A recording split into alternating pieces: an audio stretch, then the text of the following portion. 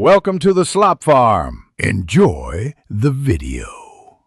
In this video, I will explain how to fix your Toyota Yaris window.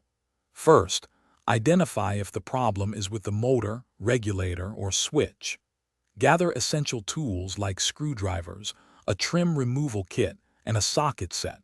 Always disconnect your car's battery before starting any electrical work for safety, ensuring a secure and safe repair process. Next, you'll need to carefully remove the door panel to access the internal components. Look for screws hidden behind the door handle or under plastic covers. Use a trim removal tool to gently pry off the panel, releasing the clips. Remember to disconnect any electrical connectors for the window switches and door lights before fully removing the panel. Once the door panel is off, you can inspect the window motor and regulator. Look for signs of damage, such as a burnt smell from the motor or bent and broken cables on the regulator. If a fuse is blown, replacing it might solve the issue.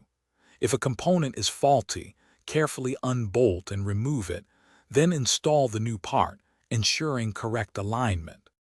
After replacing the necessary parts, reconnect all electrical connectors.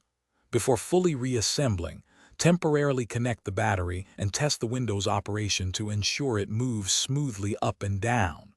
Once confirmed, reattach the door panel, making sure all clips engage and screws are tightened. Finally, perform a full test of the window's function. Thanks for watching. Consider subscribing if we helped you today.